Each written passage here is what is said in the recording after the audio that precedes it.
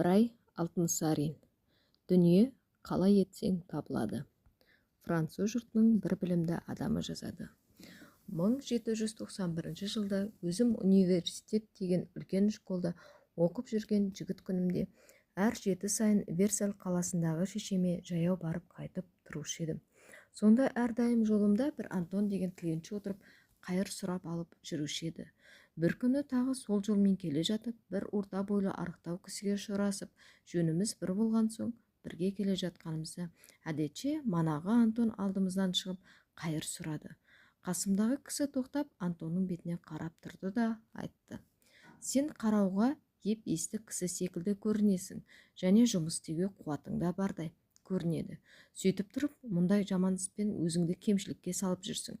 Бай болғың келсе, мен саған ақыл айтайын. Мен өзім де сенде кедей едім, бірақ сенде тіленшілік қылғаным жоқ. Елден қала-қаладан қыдырып жүріп, әуелі боқтық салам арасынан, не болмаса жай кісілерден ескі шүберек сұрап жиып жүрдім. Ол шүберектерді апарып қағаз істейтін фабриктерге сатып, сонымен азды-көпті ақша болған соң бір есек бір арба алдым.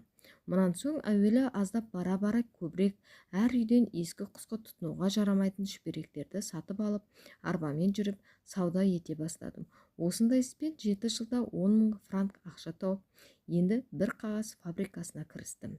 Жасым жас, ісіме нық, жинақта және еріншекті білмегеннен соң осы күнде 2 айдық тас жұрттым. Бар фабрикамды балама бердім. Үмітім бар, балам да аштық көре қалмас деген.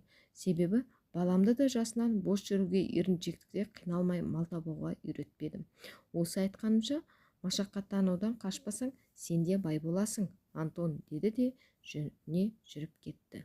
Антон бұл сөздерді естіген соң терең ойға қалып, қайыр сұрауын да ұмытып тұрып қалды. 1815 жылда Брюссель деген қаладан өтіп бара жатып, бір кітап сататын үлкен дүкенге кірдім.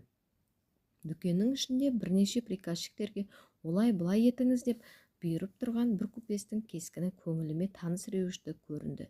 Сөйтіп тұрғанда әлгі кісі мені көріп бетіме қарап тұрды да қасыма келіп айтты: айып етпесеңіз сұрайын, мұнан 25 жыл бұрын сіз оқу оқып жүріп, жұма сайын Версальдегі үйіңізге барып жүрген жеріңіз бар ма еді? Сонда ойыма түсіп, таң қалып: сен Антонбысың дедім. Рас, деді Антон. Мен сондағы көрген тіленші Антоныңыздың өзімін. Сол жүргеніңіздегі бір күн қасыңызда бірге жолыққан кісінің айтқандары көңіліме кіріп кетіп, тіленшілікті тастап жұмысқа кірістім. Ісіме нық, малыма күтімді болдым. Ақырында сол кісінің айтқаны келіп, мінекей осы зор дүкеннің иесі болдым, деді.